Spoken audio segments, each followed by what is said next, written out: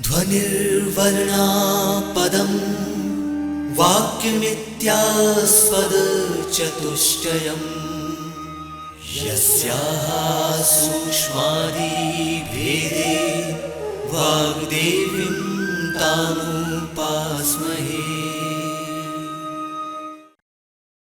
मध्य प्रदेश भोज मुक्त विश्वविद्यालय के तकनीकी विभाग का इलेक्ट्रॉनिक माध्यम निर्माण और शोध केंद्र EMPRC प्रस्तुत करता है राजनीति शास्त्र विषय पर आधारित ध्वनि कार्यक्रम भारत में संवैधानिक विकास। ये कार्यक्रम BA राजनीति शास्त्र के प्रथम वर्ष के विद्यार्थियों के लिए द्वितीय प्रश्न पत्र भारतीय संविधान की प्रथम इकाई पर आधारित है। इस कार्यक्रम की विषय विशेषज्ञ हैं डॉक्टर वर्षा सागोरकर। कार्यक्रम का ध्वनि मुद्रण, संपादन और प्रस्तुतिकरण किया है अमर बहादुर यादव ने। साथियों, आइए सुनते हैं ध्वनि कार्यक्रम भारत में संवैधानिक विकास। अभी प्रस्तुत है इस कार्यक्रम का दूसरा भाग।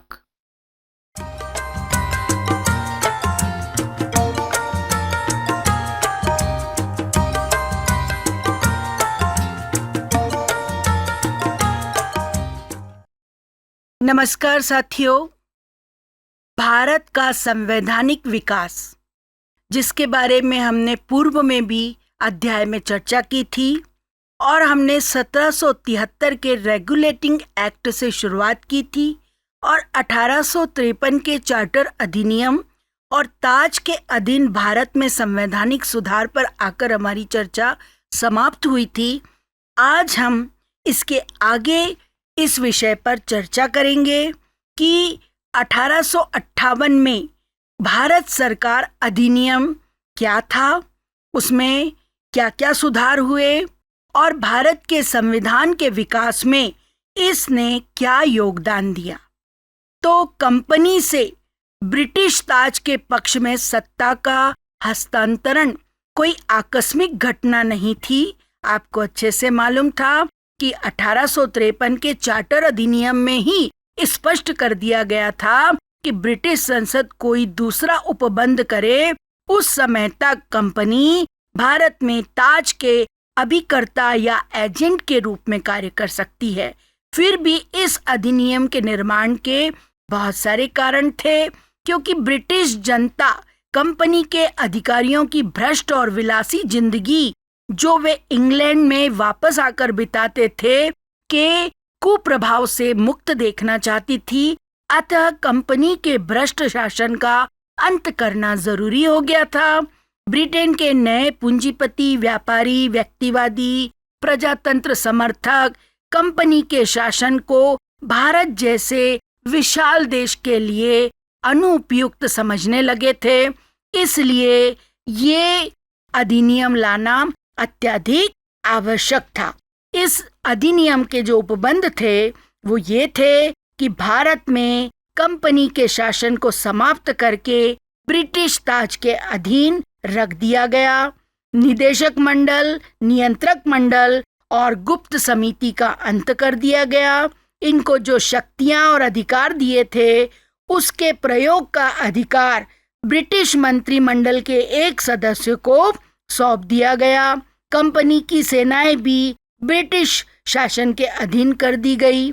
भारत मंत्री की सहायता के लिए 15 सदस्यों की एक भारत परिषद की स्थापना की गई, जिसमें 8 सदस्य ताज के द्वारा मनोनीत किए गए और 7 सदस्य कंपनी के संचालकों के द्वारा नियुक्त होने थे। 15 में से कम 8 सदस्य ऐसे होते थे जो भारत में 10 वर्ष तक उच्च सरकारी पद का अनुभव प्राप्त कर चुके हो और उन्हें भारत को छोड़े हुए 10 वर्ष से अधिक का समय ना हुआ हो, और सदस्यों का कार्यकाल सदाचार पर्यंत रखा गया। लेकिन संसद के दोनों सदनों द्वारा प्रस्ताव पारित न होने पर वे सम्राट के द्वारा पद मुक्त किए जा सकते थे। भारत परिषद की अध्यक्षता भारत मंत्री करता था। उसे सामान्य मत के अतिरिक्त निर्णायक मत देने का भी अधिकार था और सभी निर्णय बहुमत से किए जाते थे। पर भारत मंत्री बहुमत के निर्णय की लिखित रूप से सकारण उपेक्षा कर सकता था। भारत मंत्री को भारत के गवर्नर जनरल के साथ गुप्त पत्र व्यवहार करने का अधिकार दिया गया और इसके लिए परिषद के सदस्यों को सूचना देना उचित नहीं समझा गया। भारत मंत्री को प्रतिवर्ष संसद के दोनों सदनों के सामने भारत के व्यय का ब्यौरा और भारत के भौतिक तथा नैतिक विकास का विवरण देना आवश्यक कर दिया गया। संसद भारत मंत्री की आलोचना भी कर सकती थी और उसे हटा भी सकती थी, लेकिन इस चार्टर के बहुत ज्यादा दोष ये रहे कि इसमें ब्रिटिश संसद भारत संबंधी मामलों में उदासीन रही और सारे शक्तियां और अधिकार भारत मंत्री और उसके परिषद में एकत्रित हो गए और संसद उस पर निर्भर हो गई। इसलिए इन्हें भारत मंत्री को व्हाइट हॉल का मुगले आजम कहकर भी संबोधित किया जाता था और भारत मंत्री और उसके समस्त परिषद का व्यय भारत के राजस्व से दिया जाने लगा, जिससे भारत के राजस्व के ऊपर बोझ बढ़ गया। परिषदों में भारतीयों को प्रतिनिधित्व नहीं दिया गया। जिस उद्देश्य के लिए उसकी स्थापना की गई वही उद्देश्य पूरा नहीं किया गया। भारतीय शासन पर गृह शासन का कठोर नियंत्रण में भी एक दोष ये था कि इस कठोर नियंत्रण के कारण गवर्नर जनरल और भारत मंत्री में विवाद होने लगा। उसके बाद वास्तविकता हम अगर देखें तो ये है कि इस अधिनियम के द्वारा कोई आमूलचूल परिवर्तन न करके केवल औपचारिक परिवर्तन किया गया। पहले यानी 1858 से अधिनियम के पूर्व भी सभी वास्तविक शक्तियां नियंत्रण मंडल को हस्तांतरित हो चुकी थी। भारत मंत्री ने नियंत्रण मंडल के अध्यक्ष की शक्तियों को ही उत्तराधिकार में प्राप्त किया और दोनों में कोई ज्यादा अंतर नहीं था। तो इस तरह से देखा जाए कि ईस्ट इंडिया कंपनी और ताज के शासन के कालों की विभाजक रेखा एवं भारतीय शक्ति और उसका परिणाम 1858 का अधिनियम था और 1858 में ही रानी विक्टोरिया ने शाही घोषणा कर दी और 1 नवंबर 1858 को भारत सरकार अधिनियम लागू हो गया। ब्रिटिश संसद में इस समारोह का एक विशाल आयोजन किया गया। उस पर महारानी विक्टोरिया ने कई महत्वपूर्ण आश्वासन दिए कि हम भारत के किसी प्रदेश को जीतकर भी अपने साम्राज्य में उसका विलय नहीं करेंगे। देशी रियासतों के राजाओं की मर्यादाओं का, उनके सम्मान का ध्यान रखा जाएगा, लेकिन वो किसी विदेशी सत्ता से अपने संबंध नहीं रख पाएंगे। किसी राजा की संतान ना होने पर वो बच्चा गोद ले सकेंगे। राजाओं की सैनिक शक्ति सीमित कर दी जाएगी और अन्य रियासतों के राजाओं से ब्रिटिश सरकार के माध्यम से वो अपने संबंध रख पाएंगे।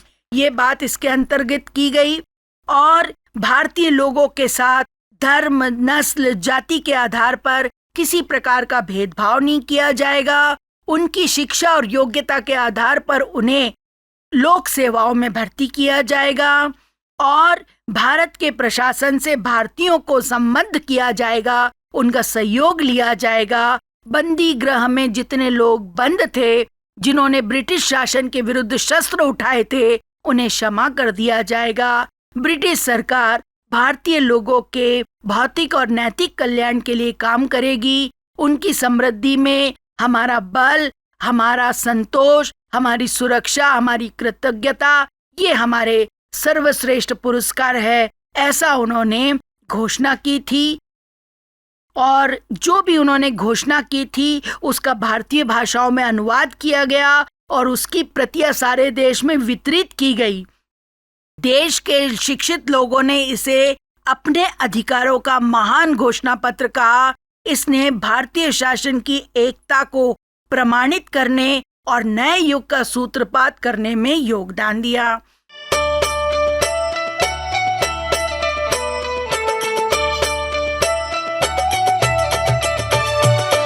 फिर हम आते हैं 1861 के भारतीय परिषद अधिनियम की ओर।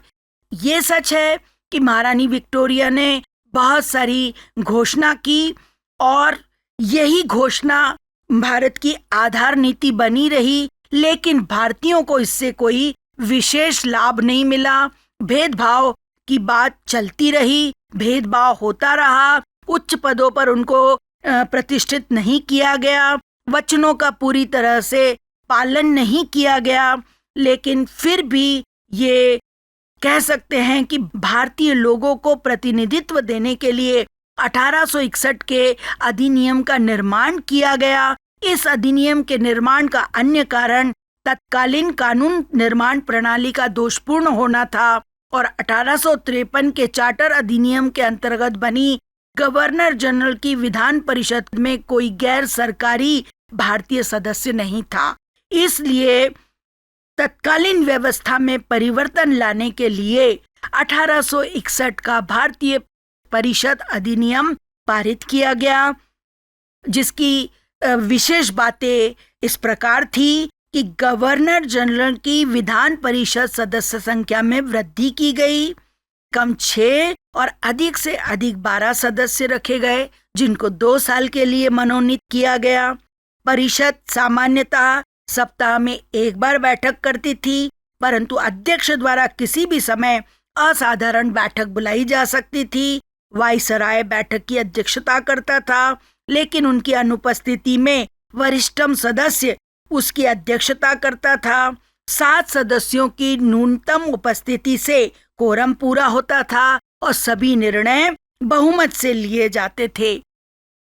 चूंकि ये देश की सर्वोच्च विधि निर्माण संस्था थी, अतः गवर्नर जनरल को अपनी कार्यकारिणी परिषद में 5वां सदस्य नियुक्त करने का अधिकार दिया गया, जो कि कानून का ज्ञाता हो और वैधानिक कार्यविधि का मान्य व्यक्ति होना चाहिए। इसके अलावा ब्रिटिश भारत और उसके किसी भाग में शांति स्थापित करने के लिए गवर्नर जनरल को अध्यादेश जारी करने का अधिकार दिया गया। आज भी राष्ट्रपति के द्वारा जो अध्यादेश जारी किए जाते हैं, वो परंपरा इसी अधिनियम का परिणाम है। यह अध्यादेश का प्रभाव 6 महीने तक रह सकता है, बशर्ते किसी अन्य अध्यादेश अथवा कानून ने उसे रद्द ना किया हो। गवर्नर जनरल किसी विधान परिषद के द्वारा बनाए हुए कानून को अनिवार्य संशोधनों के साथ देशी रियासतों पर लागू कर सकता है।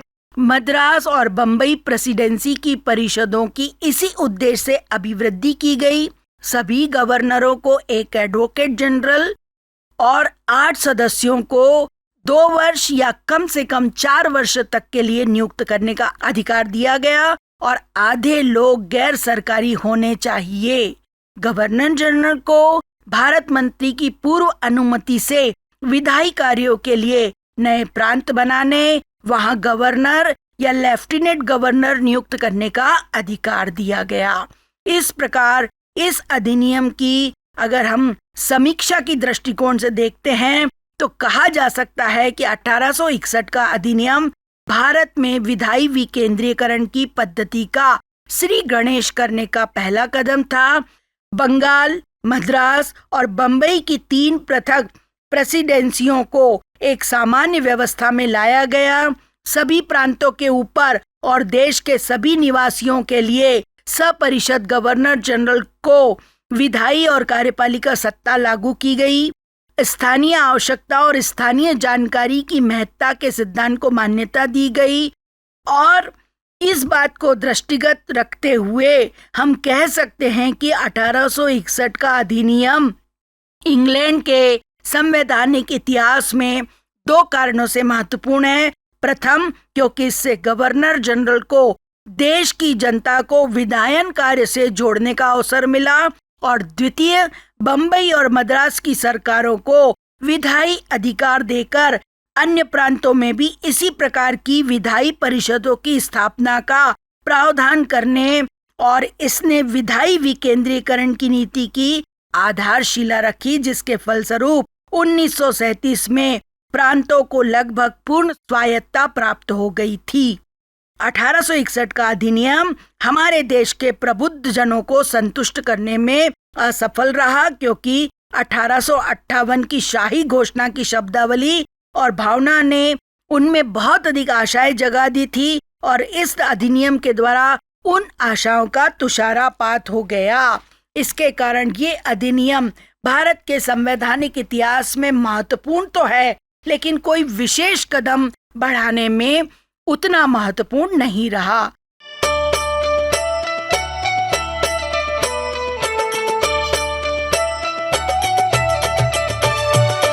फिर से 1892 में एक भारतीय परिषद अधिनियम पारित किया गया, क्योंकि परिवर्तन प्रकृति का नियम है और परिवर्तनों का क्रम चलता रहा। इनके बावजूद भी ब्रिटिश शासकों ने अपनी घोषित सहयोग की नीति के आधार पर देश में कुछ कठिनाइयों का अनुभव किया।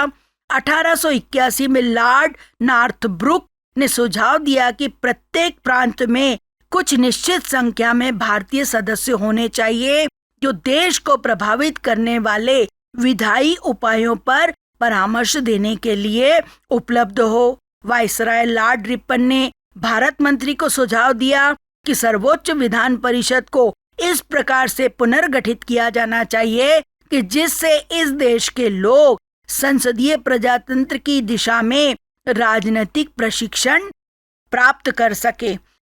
इस प्रकार की परिस्थितियों ने 1892 के भारतीय परिषद अधिनियम को पारित करने में योगदान दिया, जिसके प्रमुख प्रावधान इस प्रकार थे। पहला, विधान परिषद के अतिरिक्त सदस्यों की संख्या में वृद्धि की गई। जैसा कि आपको पूर्व में भी बता चुकी हूं कि 8 से लेकर कम से कम 8 और अधिक से अधिक 20 सदस्य निश्चित किए गए थे, लेकिन बंगाल के लिए अधिकतम 20 और उत्तर पश्चिमी प्रांत और अवध के लिए 15 संख्या निश्चित कर दी गई। और इसमें यह कहा गया कि इसमें कुछ गैर सरकारी सदस्य भी होने चाहिए। इस अधिनियम के द्वारा सर्वोच्च और प्रांतीय विधान परिषदों के एक अधिकार क्षेत्र में वृद्धि की गई। सदस्यों को सार्वजनिक हित के विषयों पर सरकार से प्रश्न पूछने का अधिकार दिया गया। इससे ये स्पष्ट है कि इस अधिनियम के द्वारा भारत के संवैधानिक विकास में 4 चांद लग गए। इसमें सपरिषद भारत सचिव की स्वीकृति से सपरिषद गवर्नर जनरल को मनोनीत सदस्यों की नियुक्ति के नियम बनाने के लिए अधिकृत किया गया। इस प्रकार नए नियमों के अनुसार केंद्रीय विधान परिषद में 6 सरकारी और 10 गैर सरकारी सदस्य होते थे।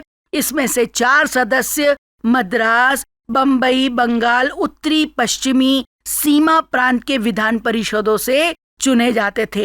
एक कलकत्ता के चैम्बर ऑफ कॉमर्स से लिया जाता था। शेष मनोनीत गैर सरकारी सदस्य होते थे। बंबई, मद्रास, बंगाल की प्रांतीय विधान परिषद में प्रत्येक में 25 अतिरिक्त सदस्य हो सकते थे, जिसमें सामान्यतः 9 सरकारी, 4 मनोनीत, शेष जिला बोर्डों, नगर पालिकाओं, विश्वविद्यालयों, बड़े जमींदार एवं चैम्बर ऑफ कॉमर्स से चुने जाते थे। और इसमें परिषद के अधिकार क्षेत्र में भी वृद्धि की गई। 1861 में हम देखते हैं कि उन्हें केवल कानून बनाने का अधिकार दिया था, लेकिन इस अधिनियम के द्वारा उन्हें बजट पर वाद विवाद करने और कार्यकारिणी परिषद के सदस्यों से प्रश्न पूछने का भी अधिकार दिया गया। इस प्रकार 1892 का अधिनियम 1861 के अधिनियम से अधिक सुधरा हुआ था और इसमें बहुत सारी चीजों की कहना चाहिए कि भारत में प्रतिनिधियात्मक शासन की नींव पड़ी। 1892 का अधिनियम भारतीय जनता की आकांक्षाओं को उपेक्षित व्यवहारिक सीमा तक संतुष्ट करने में असफल रहा, क्योंकि उसमें कई दोष थे। प्रत्यक्ष निर्वाचन का प्रावधान नहीं था। सरकारी सदस्य पहले की तरह सरकारी सदस्य जनता के प्रतिनिधि नहीं होते थे। गैर सरकारी सदस्यों को प्रश्न पूछने का अधिकार नहीं था। सरकारी तत्वों का बाहुल्य था। इसलिए भारतीय राष्ट्रीय कांग्रेस के नेताओं में इस अधिनियम को लेकर असंतोष स्वाभाविक था। मतलब इसको हम ये कह सकते हैं कि ये अधिनियम एक ऐसे भाप के इंजन के समान था जिसमें भाप बनाने की सारी सामग्री जानबूझकर निकाल ली गई और उसके स्थान पर केवल खोके रखकर गैस भर दी गई। तो मतलब जब भाप ही नहीं बनेगी तो इंजन कैसे चलेगा। तो निश्चित रूप से अधिकार तो दिए गए, लेकिन अधिकारों में शक्ति नहीं दी गई, जिसके कारण ये अधिनियम हमें संतुष्ट नहीं कर पाया।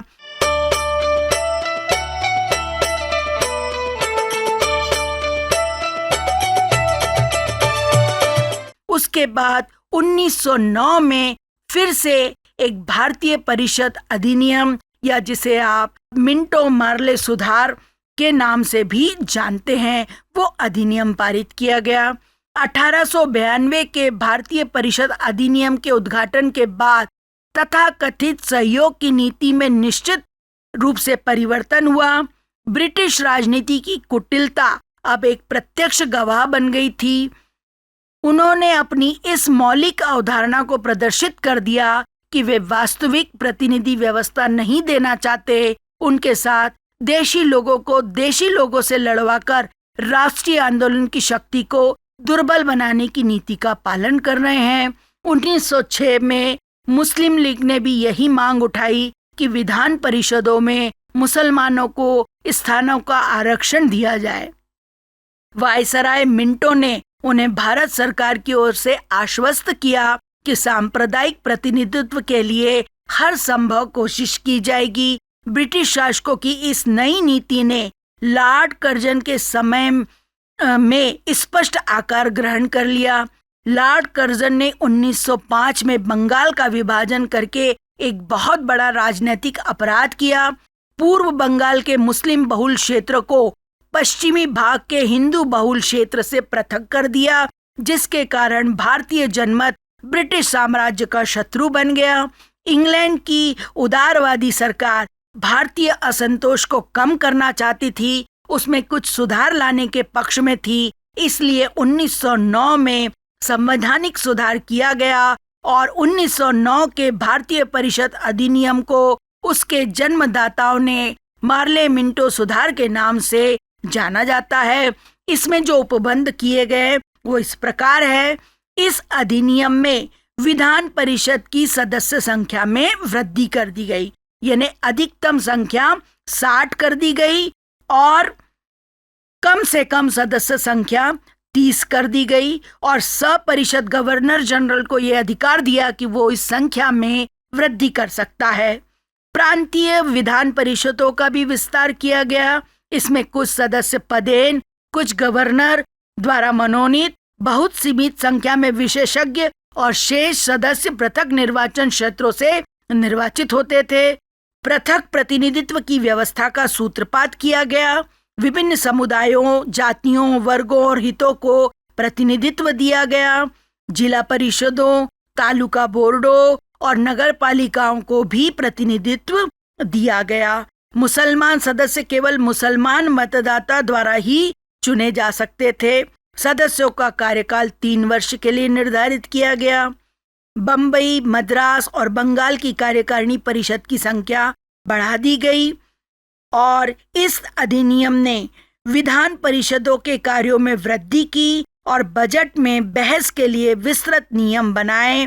सदस्यों को कर निर्धारण में परिवर्तन, वित्तीय आलेख में प्रस्तावित या उल्लेखित स्थानीय शासनों का कोई नया ऋण या अतिरिक्त अनुदान या स्मरणपण से संबंधित प्रस्ताव प्रस्तुत करने का अधिकार दिया गया।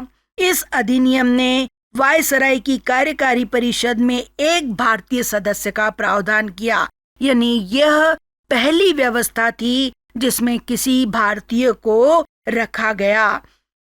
हालांकि अंग्रेज राजनीतिज्ञों, मुस्लिम लीग के नेताओं और भारतीय राष्ट्रीय कांग्रेस के कुछ नरमपंथी लोगों द्वारा या नरमपंथी नेताओं द्वारा 1909 के अधिनियम की सराहना की गई, किंतु देश के जो उग्र राष्ट्रवादी थे उन्होंने इस अधिनियम की आलोचना की और उन्होंने कहा कि उनके ये उपबंध भारतीय जनता को संतुष्ट करने में सफल नहीं हो पाए हैं और ये अंग्रेज भारत को सच्ची स्वतंत्रता देना नहीं चाहते। इसलिए कह सकते हैं कि ये अधिनियम भारतीयों को संतुष्ट नहीं कर सका। 1909 का जो अधिनियम था वो इस दृष्टिकोण से भी दोषपूर्ण था क्योंकि उनमें विभिन्न समुदायों के मतदाताओं में अनुचित भेदभाव किया गया और पहले की भांति जो परिषदें थी वो कठपुतली मात्र बनी रही। कांग्रेस के कुछ नरमपंथी नेताओं को छोड़कर बाकी सब लोगों ने इसमें सुधार की बात की और उन्होंने कहा कि इसमें सुधार होके ये अधिनियम लागू किया जाना चाहिए, जिसके फलस्वरूप फिर से उस समय एक नया संकट ब्रिटिश भारत के ऊपर उत्पन्न हो गया। वो था प्रथम विश्व युद्ध और 1917 की ऐतिहासिक मॉन्टेस्क्यू घोषणा। ब्रिटिश शासकों के नापाक इरादों से सभी अच्छी तरह से वाकिफ हो चुके थे। भारतीय शासन और भारतीय प्रजातंत्र से उनका कोई लेना देना नहीं था, ये स्पष्ट हो गया था। लेकिन फिर भी उस समय प्रथम विश्व युद्ध छिड़ गया था और प्रथम विश्व युद्ध में महात्मा गांधी ने भारतीयों के द्वारा ब्रिटिश को समर्थन देने की बात कही थी, भारतीय समर्थन का वायदा किया था।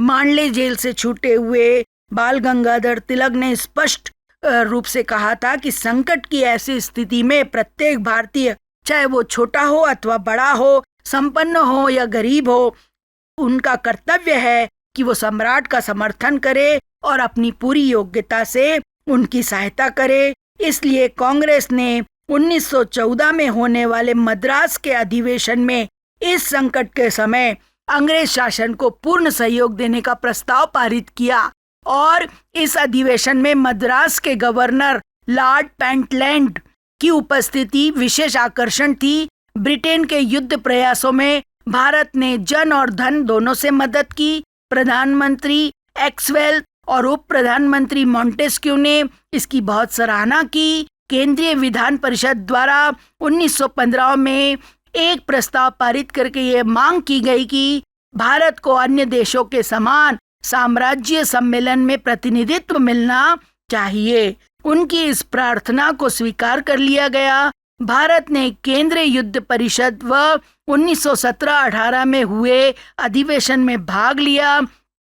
इसलिए भारत के प्रतिनिधि ने प्रथम विश्व युद्ध के बाद शांति सम्मेलनों में भी भाग लिया और यह ब्रिटिश राष्ट्रमंडल के अन्य उपनिवेशों के समान लीग ऑफ नेशन का मौलिक सदस्य भी बन गया।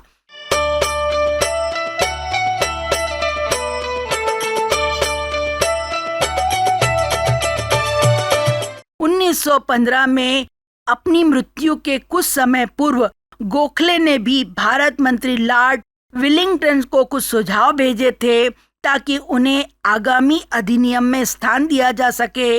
इसे उनका राजनीतिक दस्तावेज भी कहा जाता है। आपको प्रश्न आ सकता है कि किसके विचारों को राजनीतिक दस्तावेज के नाम से जाना जाता है। तो गोपाल कृष्ण गोखले ने जो विचार दिए, जो आगामी अधिनियम में सुझाव भेजे, उसे राजनीतिक दस्तावेज के नाम से जाना जाता है। वो सुझाव इस प्रकार थे कि गवर्नर जनरल की कार्यकारिणी परिषद में 6 सदस्यों में से आधे सदस्य भारतीय होने चाहिए। वायसराय की केंद्रीय विधान परिषद को भारत की विधानसभा कहा जाना चाहिए और 100 सदस्य इसमें होना चाहिए और निर्वाचित सदस्यों की संख्या बहुसंख्या में होनी चाहिए। प्रांतीय सरकार को स्वायत्तता दी जानी चाहिए और उस पर से केंद्रीय नियंत्रण कम किया जाना चाहिए। प्रांतीय कार्यपालिका प्रांतीय विधानसभा के नियंत्रणाधीन रखी जाए। वित्तीय मामलों में भारत सरकार भारत मंत्री के नियंत्रण से मुक्त हो। थल सेना और जल सेना में भारतीयों को भी अधिकारी बनाया जाए। भारत मंत्री की भारत परिषद तोड़ दी जाए। ये दस्तावेज 1917 में प्रकाशित हुआ, लेकिन इसके बारे में जानकारी हो चुकी थी, इसलिए केंद्रीय विधान परिषद के 19 निर्वाचित सदस्यों ने अपना ज्ञापन भेजा और महत्वपूर्ण सुझाव दिए। इस काल की एक महत्वपूर्ण घटना 19 लोगों का ज्ञापन है। 1916 में शिमला में केंद्रीय विधान परिषद की बैठक हुई तो उसमें इस तथ्य के प्रति असंतोष व्यक्त किया गया कि परामर्श के बिना कुछ संवैधानिक सुधारों संबंधी सुझाव वायसराय द्वारा भारत मंत्री को भेजे गए, तब 19 चुने हुए सदस्य, जिसमें सुरेंद्र नाथ बैनर्जी, तेज बहादुर सप्रू, श्रीनिवास शास्त्री, मोहम्मद अली जिन्ना आदि प्रमुख है, ने एक ज्ञापन में जनता की आकांक्षाओं को संतुष्ट करने वाले संवैधानिक सुधारों संबंधी सुझाव प्रस्तुत किए और यह मांग की कि नई संवैधानिक योजना में वास्तविक प्रतिनिधित्व व्यवस्था के ऐसे प्रावधान होने चाहिए जो इस देश को ब्रिटिश राष्ट्रमंडल के अन्य देशों के समान भागीदार बनाएं। वायसराय की कार्यकारिणी परिषद के आधे सदस्य भारतीय होने चाहिए। सभी विधान परिषद में निर्वाचित प्रतिनिधियों की अधिकांश संख्या होनी चाहिए। सभी धार्मिक समुदायों को उचित प्रतिनिधित्व मिलना चाहिए। केंद्रीय मताधिकार का विस्तार और प्रत्यक्ष चुनाव पद्धति की व्यवस्था की जानी चाहिए। केंद्रीय परिषद की कुल सदस्य संख्या 150 कर देनी चाहिए, जबकि बड़े प्रांतों की विधान परिषदों में 100 और छोटे प्रांतों में 60 से 75 तक सदस्य होने चाहिए। बजट एक वित्त विधेयक के रूप में पारित होना चाहिए तथा भारत को वित्तीय स्वायत्तता प्रदान की जानी चाहिए। भारत मंत्री को भारत परिषद को समाप्त कर देना चाहिए और उनके वेतन भत्ते ब्रिटिश कोष से दिए जाने चाहिए। प्रांतों में स्वायत्तता की मांग की गई और यह मांग भी की गई कि गवर्नर सीधे इंग्लैंड से नियुक्त होने चाहिए और उन्हें कार्यकारिणी परिषद मिलनी चाहिए। केंद्रीय और प्रांतीय सरकारों के क्षेत्राधिकार की स्पष्ट व्याख्या और सीमा होनी चाहिए। गवर्नर जनरल का किसी विधेयक के निषेध करने के अधिकार को कुछ सुव्यवस्थित प्रतिबंधों से सीमित कर देना चाहिए। यदि साम्राज्य का संघ बने तो उसमें भारत को अन्य स्वायत्त शासी उपनिवेशों की भांति समानता का स्थान मिलना चाहिए।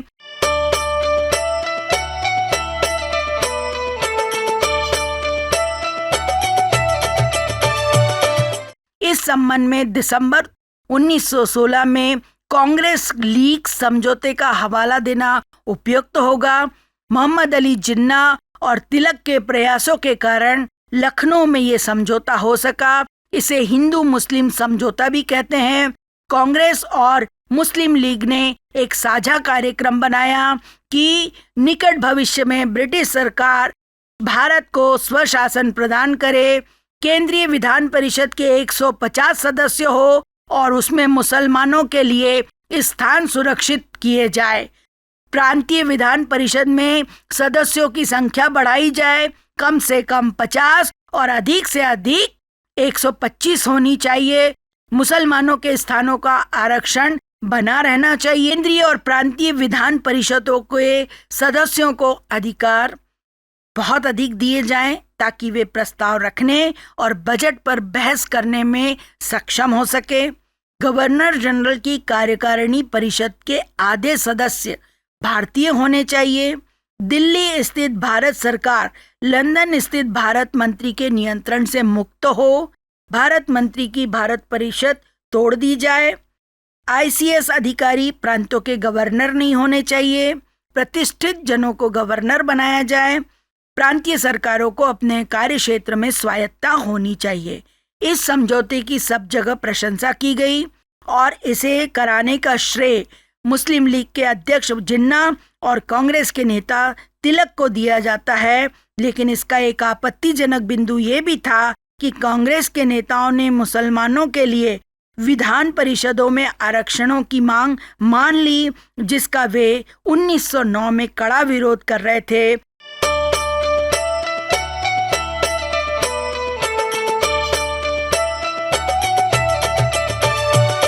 और 20 अगस्त 1917 को मॉन्टेस्क्यू ने एक ऐतिहासिक घोषणा की। उन्होंने कहा कि सम्राट की सरकार की यह नीति है जिससे भारत सरकार भी पूर्णतः सहमत है कि प्रशासन की प्रत्येक शाखा में भारतीयों को रखा जाए और भारत में उत्तरदायी शासन के प्रगतिशील क्रियान्वयन हेतु स्वशासन की संस्थाओं का शैन्य विकास किया जाए, जिससे भारत ब्रिटिश साम्राज्य का अभिन्न अंग बन जाए। इस महत्वपूर्ण घोषणा से एक युग का अंत और नए युग का प्रारंभ हुआ। मांटफोर्ड प्रतिवेदन के लेखकों ने स्वयं स्वीकार किया कि 1909 के पार्लियामेंटो सुधार ने भारतीय सरकार को एक उदार अधिनायकवाद बना दिया, जो जानकारी प्राप्त करने के उद्देश्य से जब ठीक समझे इस प्रबोध के लिए अपनी प्रजा से पूछताछ कर सकता है। भारत के प्रबुद्ध लोगों ने भारत मंत्री की घोषणा की सराहना की। उनके मन में कुछ शंकाएं थी। तब 1917 में एक शिष्टमंडल ने भारत मंत्री और वायसराय से भेंट की और C.Y. चिंतामणि द्वारा लिखित ज्ञापन पेश किया, जिसमें आग्रह किया गया था कि ब्रिटिश सरकार अपने दिए गए आश्वासनों को क्रियान्वित करे। तो स्पष्ट है कि ताज के शासन के बाद 1919 के भारत शासन अधिनियम तक हम देखते हैं कि इस प्रकार से भारत के संविधान का विकास हुआ है। और भारत के संविधान के विकास के लिए 1919 से यानी महात्मा गांधी का राजनीति में प्रवेश और 1919 का अधिनियम, 1935 का अधिनियम, भारत छोड़ो अधिनियम बहुत अधिक महत्वपूर्ण है, जिसकी चर्चा हम अगले अध्याय में करेंगे, ताकि आप लोग उससे जानकारी प्राप्त कर सके कि 1919 का अधिनियम क्या था, कौन सी ऐसी बात कही गई जिसने भारत के संवैधानिक विकास को बढ़ाने में योगदान दिया, 1935 का अधिनियम क्या है, और फिर लास्ट में 1947 का भारत छोड़ो आंदोलन या फिर भारत शासन अधिनियम क्या है। धन्यवाद।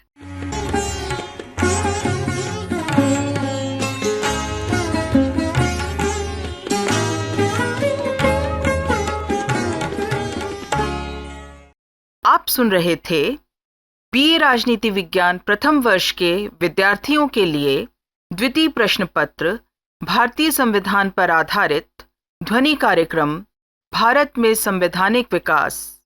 अभी आपने इसका दूसरा भाग सुना।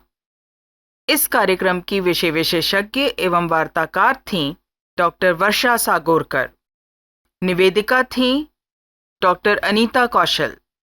कार्यालय सहायक थीं कृति निगम। स्टूडियो सहायक विजय कहार। इस कार्यक्रम का ध्वनि मुद्रण, संपादन और प्रस्तुतिकरण किया अमर बहादुर यादव ने। ये कार्यक्रम मध्य प्रदेश भोज मुक्त विश्वविद्यालय के तकनीकी विभाग के इलेक्ट्रॉनिक माध्यम निर्माण और शोध केंद्र EMPRC द्वारा निर्मित किया गया।